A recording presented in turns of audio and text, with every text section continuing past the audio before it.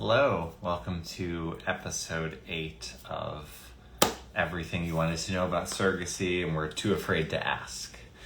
I want to try to join with our collaborator Jenn White from Bright Futures Families. There she is. Let's see.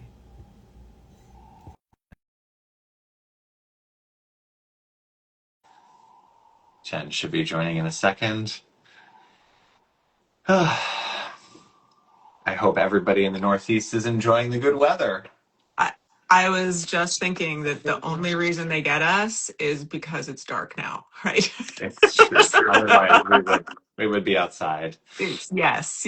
I've spent more time outside today than I think I have all winter. So Yeah, fair enough. It has been a brutal winter, pretty relentless, but here we are. Although, I'm not going to fall for the trick, right? no, Like it's this it's is called false. This is fall false spring, spring. We call it fall spring for a right? reason, right? Because we still have second winter coming. I've heard, at least for us, it's going to snow next week. So You know what? My birthday is mid-April. Usually that is the turning point, and Mhm. sometimes my birthday is one of the first nice days of the year. But today was my daughter's birthday, and She won the lottery. she gets the credit this year, right? I Very mean, we nice. celebrated her birthday on Sunday. That was the truly first nice day of like It 6 months, basically. And then today was even more beautiful, which is our actual yes. birthday. Love it. Happy birthday to her. Yes, which may be the perfect I was segue about to say, to our topic. speaking of babies born by surrogacy. Right. So today's topic is how do I know if being a surrogate is right for me? And I think one of the perks, if I could speak for the surrogate who carried my daughter, who was born today 6 years ago, is that, I'm thanking her every time my daughter turns another age. It's like, well, she would not be here if not for you, Jenny. And, massive shout out for the rest of eternity for at least the remaining years that I have. I will always be grateful every day, but especially on March 10th for what Jenny went through. That is a big, I think, motivator. That should be I mean, Gratitude that is is the motivator, right? gratitude is a huge, and I also, I think it's always interesting to hear different people's sides of stories on these things. Is that, the most common thing we hear from parents is that, oh my goodness, she's going to do something, she's going to take the baby and run, she's going to want to, terminate the pregnancy without our permission, any of those things, that they're very fearful, and they have reasons to be fearful of them, right? Like, these are not illogical fears, but the carrier, what they universally, every single time when we ask, like, afterwards, like, what was the best part about this, what made this like perfect for you? And it is that feeling of gratitude. It was that moment I saw them become a family all together, and Yep. how grateful and how amazed and how beautiful it was. That's where that comes from. And so that is hugely motivating, and that is oftentimes why people come back for a second journey, right? Is then Yeah. they say, hey, I loved that feeling, it is intoxicating, I want it again. Right. I mean, they decide, let's do this again in the delivery room, right? I, Like, I I've can't. had those reach outs. I'm like, just stop, heal, rest, Yeah. recover. It's like, please, at least 6, 8 weeks, and then maybe talk about whether you still feel that way. And like, Right. it's just like, yes. I mean, there are a number of motivations for surrogacy. And also, I mean, this question, I always start by like breaking down what is the question and like what are the different components of it, I feel Yeah. like. But it's not just like, is being a surrogate right for me from a motivation standpoint, but also like being ready, not taking yourself out of the running. Like sometimes people assume they can't be a surrogate for a mistaken reason. Yes. So, there's a few reasons why being a surrogate may be right for somebody, may not be. But it certainly starts with like, why do people do this? Yeah. Yeah. I mean, again, the gratitude, I think there's so many people, and I'm sure you do the same, as you ask surrogates, before they start, what made you Yeah. come here? And a lot of the time, I mean, one of the biggest answers we get is, I watched somebody I know suffer for Yep. some reason through either infertility, same sex couple that couldn't carry themselves. I watched them and their level of grief, and I want to give back. I mean, Yep. surrogates just at the heart, for the most part, are incredibly amazing, giving people. Like that is just what they do. You know, you think about, Yep. you know, teachers and nurses, people, it is amazing. Like generally, they are a lot of the population of people that are surrogates for good Yep. reason because they are very giving people. Yes, they're looking for ways to serve in all aspects of their life and to help others, and they find joy and fulfillment in it.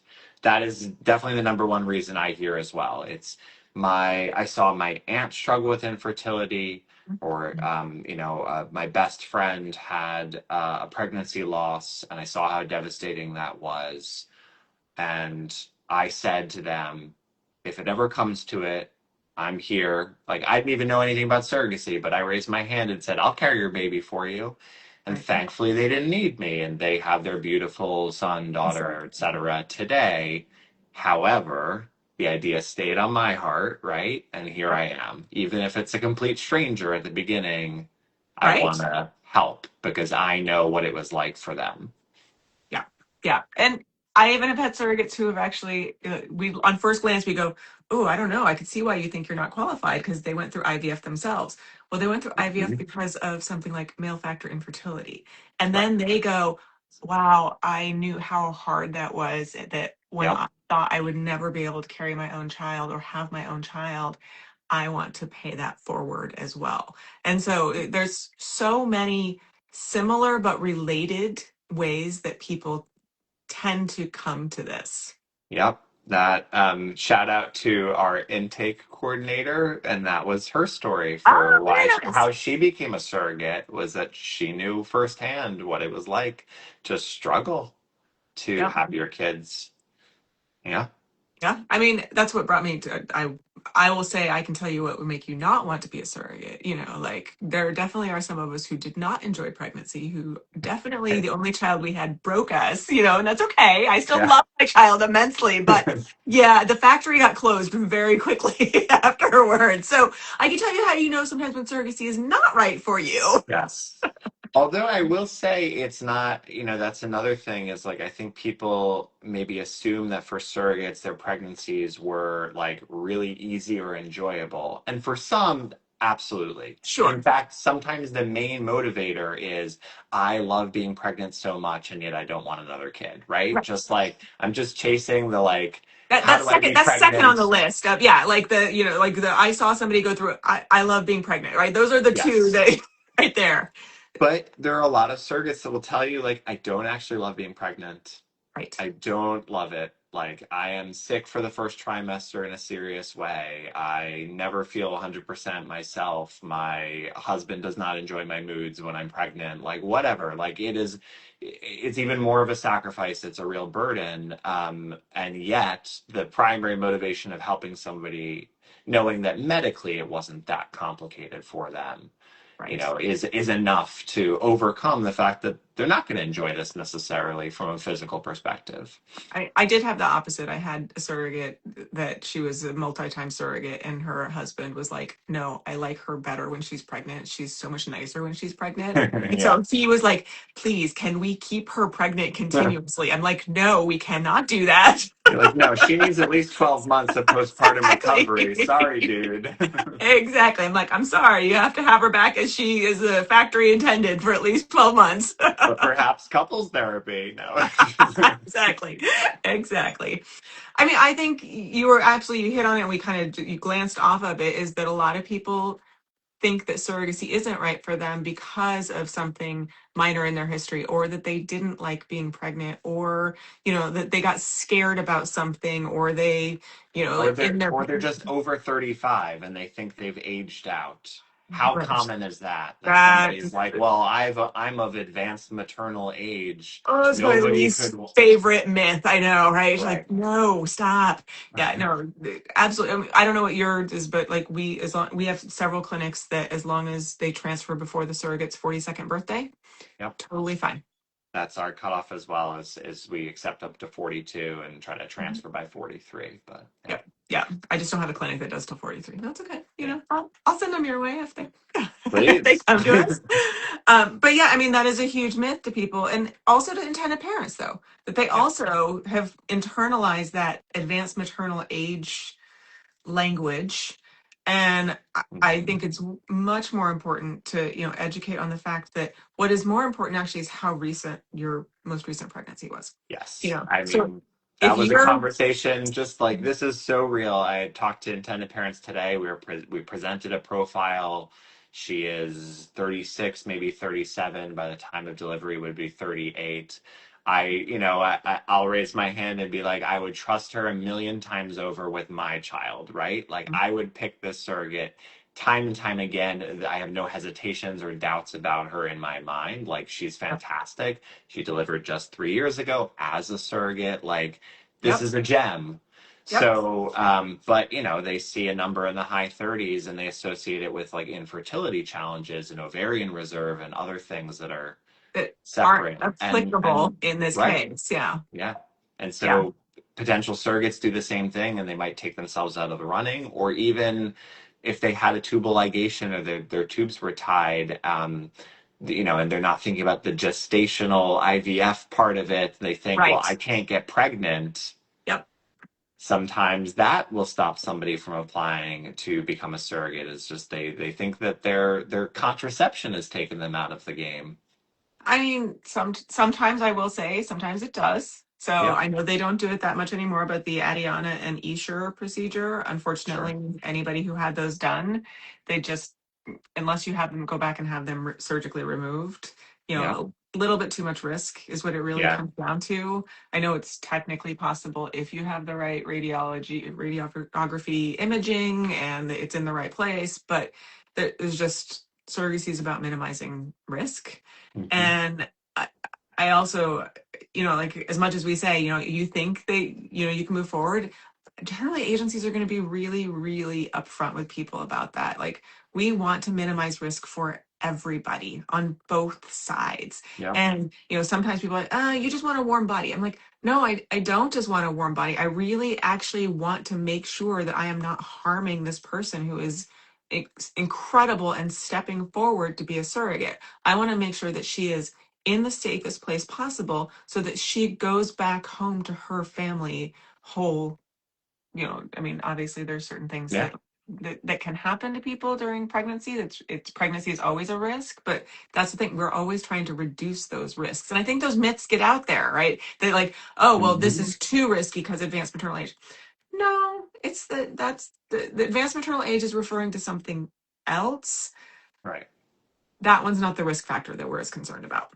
Yep, yep. No, 100%. I mean, ultimately, there are guidelines. Every physician has their own line that they draw about what is a tolerable risk because there's risk involved and what is not. And, we're ultimately following their lead in a lot of respects, but also maintain our own internal standards along the way. But I think there are a few motivations we haven't touched on. We talked Yep. about the biggies, right? You Yep. just straight up want to help another family. You want to help them start or build their family. You're chasing the high of seeing them united with their child and the gratitude for you. We talked about the joys potentially of being pregnant again and not bringing home another kid and dealing with the sleepless Getting to nights and sleep another mouth afterwards, to feed. And yeah, right? um, we talked about sort of paying it forward in one sense, in that if you've struggled with infertility, you may still be a fantastic surrogate. And this is a way to sort of bring it full circle that you were helped by modern medicine and now you can be a part of that and help somebody else. Another way of paying it forward is for the LGBTQ community. Mhm. If you have a surrogate that, she or wife or spouse like needed donor sperm or, some sort of treatment related to being a member of the queer community, sometimes we will have surrogates come to us asking to carry for another member of the LGBTQ community as a sort of way of paying it forward.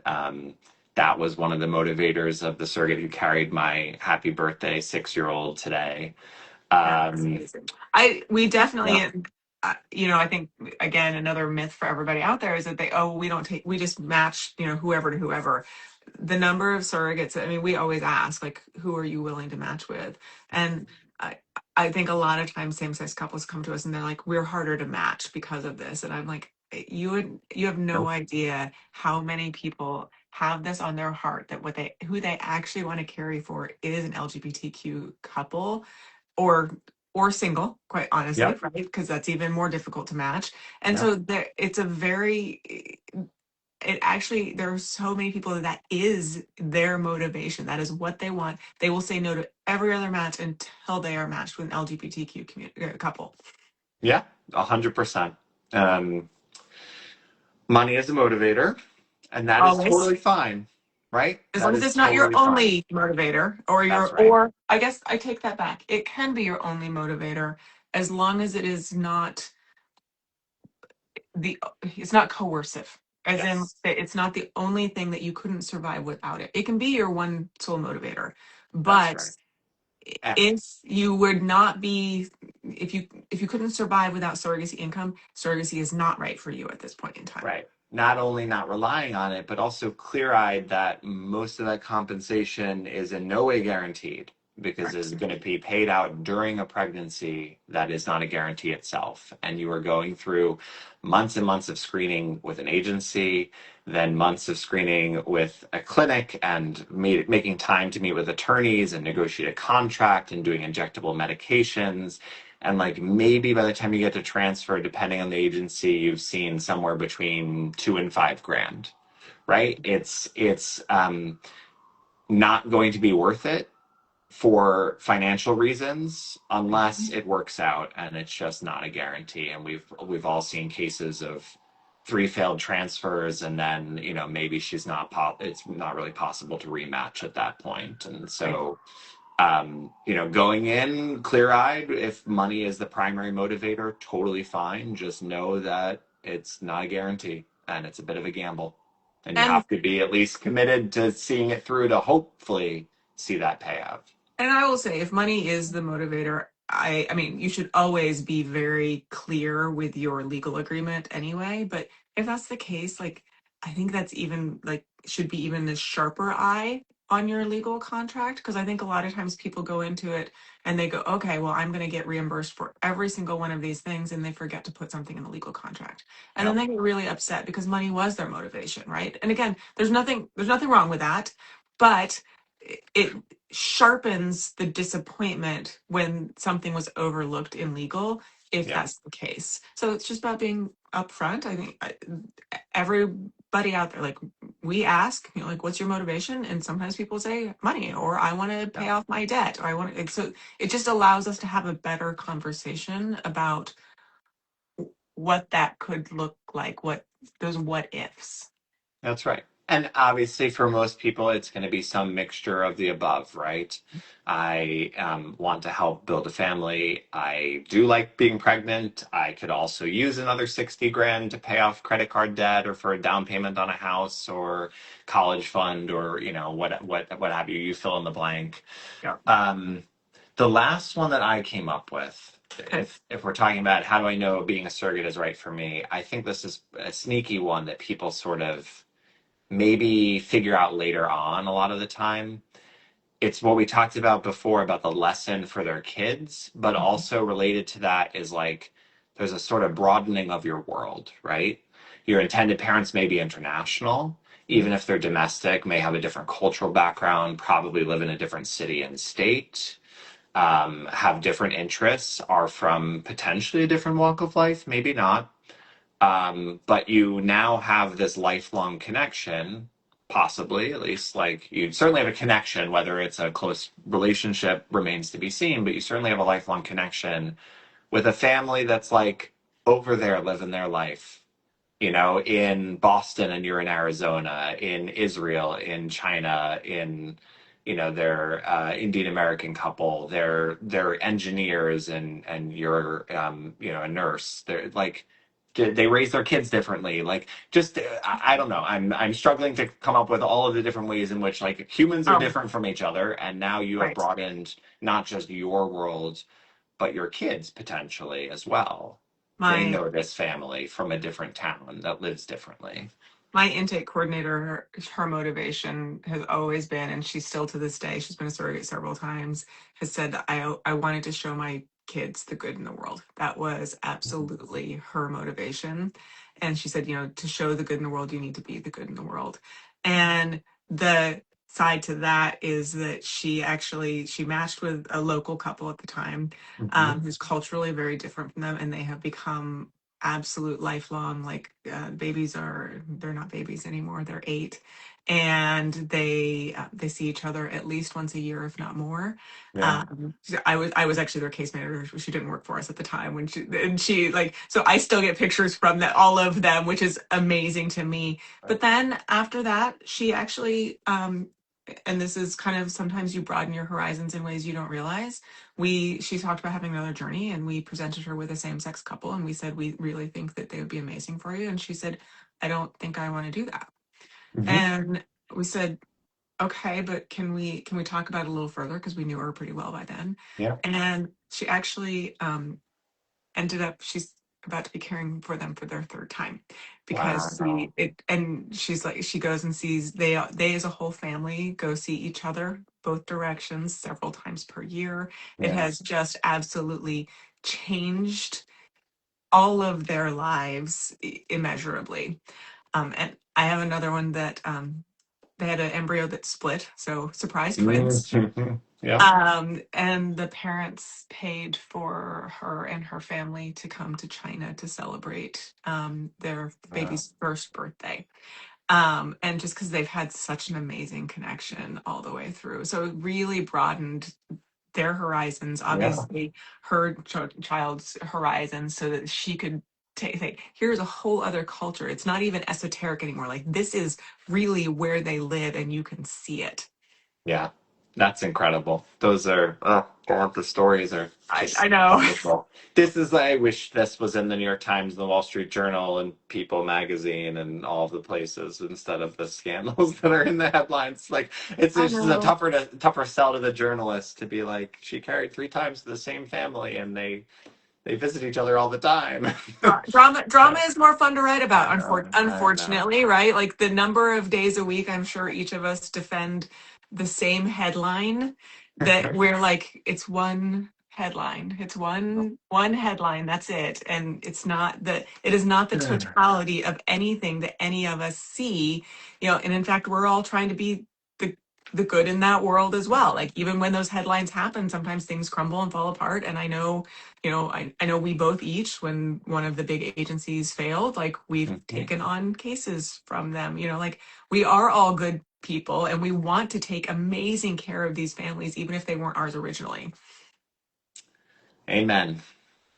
Yeah. All right. So if somebody is considering becoming a surrogate, how else would she know if surrogacy is right for her, if she's right for surrogacy, from a sort of readiness perspective? What else should people be asking themselves? I think they should really ask themselves about their family situation around them and how Hmm. they feel there. Because that, I know that, like, we love to say it's ideal if a surrogate has had their pregnancies relatively recently, but the flip side on this as a surrogate is that means you have young Little children, kids. Yeah.